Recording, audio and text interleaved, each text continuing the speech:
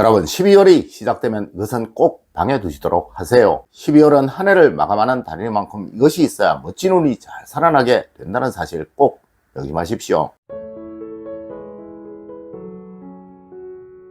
여러분 안녕하세요, 이정민입니다. 여러분, 겨울은 오행학적으로 수행을 상징합니다. 그리고 수행을 상징하는 물이라는 것은 우리 동양학에서 지혜로움과 돈을 상징하는 것이기도 합니다. 하여 집에 물그림을 걸어두어라. 집에서 물이 잘 보여야 돈이 모이는 터이다 라는 말도 하는 것이죠. 여러분 12월이 시작되면 꼭 방에 이것은 두시도록 하세요. 첫 번째로 작은 휴지통 하나씩 꼭 두십시오. 여러분, 원래는 제가 연초부터 방마다 작은 휴지통을 하나씩은 꼭 두시라고 말씀을 드렸었습니다. 하지만 아마 많은 분들이 아직도 휴지통을 두지 않고 계실 거예요. 여러분, 풍수는 생의 기운과 사의 기운을 무엇보다 중요시하는 학문입니다. 특히 이 휴지통은 사의 기운, 즉 죽음의 기운이 담겨져 있는 거예요. 이것은 절대 눈에 많이 보이는 곳에 두어서는 안 되는 것이고, 특히 거실에는 두지 않는 것이 무엇보다 중요합니다. 하여 방마다 작은 휴지통을 하나씩 두시는 것이 정말 좋다는 거예요. 이는 방 안에 사의 기운을 가두어 둔다는 의미이니 꼭 뚜껑이 있는 것으로 작은 것으로 하나씩 두시는 거 잊지 마세요. 네, 침대 옆이 좋을 듯 합니다. 물론 침대를 사용하지 않는 가정은 벽 쪽으로 최대한 붙여 두시는 것이 좋다는 것 꼭 명심하십시오. 두 번째로, 방마다 즐거움과 웃음이 보이는 것을 꼭 하나씩은 두세요.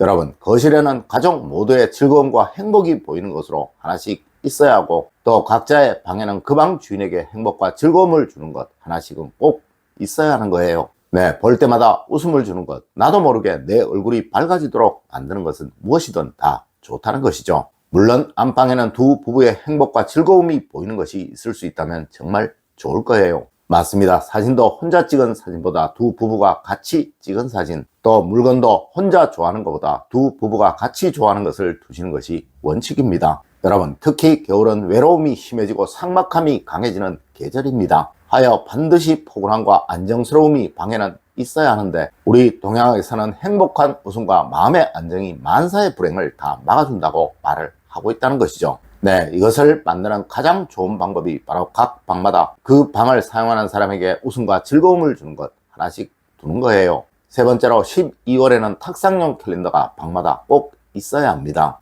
여러분, 언제이고 안방에는 절대 벽걸이용 달력이 걸려 있어서는 안 되는 거예요. 이렇게 되면 항상 부부간에 잔다툼이 많이 생길 것이고, 이것이 자칫 부부간의 불화로 이어질 수도 있게 될 것입니다. 하지만 또 달력이 꼭 필요하신 분들이 있을 수 있겠죠. 네, 이래서 꼭 탁상용 캘린더는 있어야 하는 거예요. 물론 안방에 벽걸이용 큰 시계가 걸려있는 것도 좋지 못합니다. 이것도 작은 시계, 단지 시간만 알 수 있는 전자시계 같은 것이 좋다는 거예요. 맞습니다. 방에는 무엇이든 큰 것이 걸려있는 것은 좋지 못하고, 큰 것이 세워져 있는 것 역시 좋지 못합니다. 네, 두시더라도 작은 것, 간단한 것을 두시는 것이 원칙이고, 일함을 두는 과정에서 번영이 생겨나게 된다는 것 여러분 절대 잊지 마십시오. 네 번째로, 가족사진 작은 것으로 하나는 꼭 두십시오. 여러분, 앞서 말씀을 드렸듯이 벽에 걸리는 그림이나 사진 역시 큰 것은 방에 좋지 못합니다. 이건 역시 가능한 작은 것이 좋고 어딘가에 올려져 있는 것이 좋다는 거예요. 아마 많은 가정들에서 벽에 큰 사진이나 큰 그림을 걸어두고들 계실 것입니다. 여러분, 이것은 오히려 그 방의 기운을 살아나지 못하도록 만드는 정말 좋지 않은 거예요. 네, 무엇이든 큰 것은 거실에 걸려 있어야 하고 또 복도에 걸려 있어야 하는 것입니다. 물론 안방이나 각 방마다 꼭 있어야 하는 것이 또한 가족 사진입니다. 네, 이건 역시 가능한 작은 것이 어딘가에 올려져 있을 때 가장 좋다는 것이죠. 여러분, 과거 왕궁이든 명문가이든 어느 곳을 찾아가 봐도 침실에 큰 그림이나 큰 글씨가 걸려져 있었던 경우는 없습니다. 이는 단지 침실은 잠만 푹 잘 수 있는 공간이어야 한다는 풍수적인 연유로 인해서 그러했던 것입니다. 네, 하여 방에는 무엇이든 두시더라도 작은 것으로 두셔야 한다는 것 꼭 명심하십시오. 다섯 번째로, 안방은 최대한 은은하게, 자녀의 방은 최대한 밝게 만드십시오. 여러분, 현대 풍수 인테리어에서 가장 중요시하는 것이 바로 방마다의 조명인 것이며, 이것은 특히 겨울이라면 더욱 그러합니다. 저도 이것 때문에 실제로 잠자리를 옮겨가면서 실험을 해보기도 하였고, 또 이것에 관한 영상을 여러분에게 올려드리기도 하였었습니다. 여러분, 침실의 조명은 최대한 가능한 은은한 것을 사용하시도록 하세요. 혹시 형광등 조명이라서 밝을 수밖에 없다면 평소에는 형광등을 사용하시더라도 잠을 주무시기 전에는 절대 형광등을 사용하지 마시고 침대 옆에 작은 간접 조명을 하나 두시고 그것을 사용하시도록 하십시오. 그리고 불을 켜고 주무시는 습관은 정말 좋지 못합니다. 네, 이는 현대 과학에서나 풍수학에서나 무조건적인 원칙이에요. 그리고 자녀들의 방은 잠을 잘 때를 제외하고는 최대한 밝게 해두셔야 합니다. 네, 형광등 조명도 최대한 밝은 것을 사용하시는 것이 좋아요. 이는 그 자녀의 성취운과 번영운에 정말 좋은 것입니다. 물론 집중력을 위해 스탠드 조명을 사용하시는 분도 있을 거예요. 이렇게 꼭 필요할 때를 제외하고는 가능한 최대한 밝은 것을 사용하는 것이 좋다는 것 잊지 마십시오.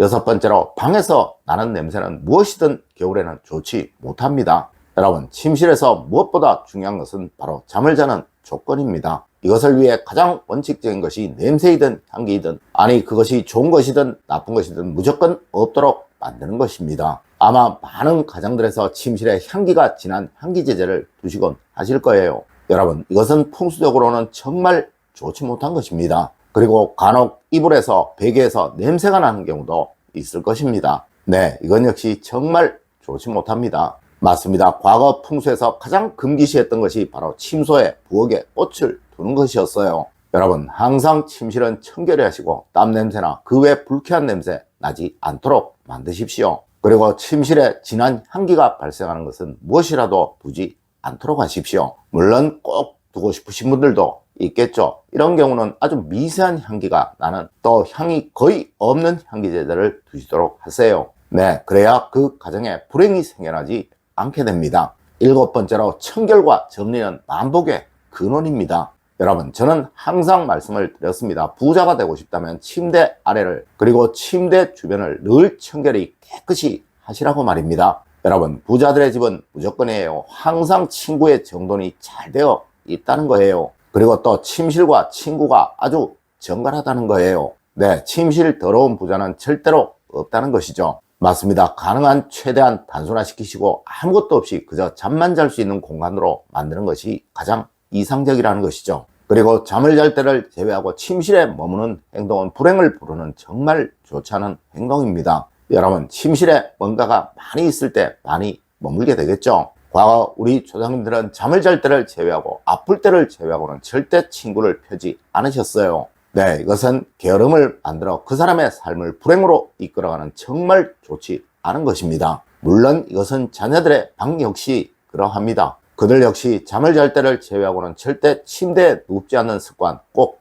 만들어주세요. 만약 침대에 눕는 습관을 가지게 되면 그들은 정말 웬만해서는 거실로 나오지 않게 될 것입니다. 네, 이런 습관이 없어야 어느 가정이든 행복과 번영이 찾아오게 된다는 것이죠.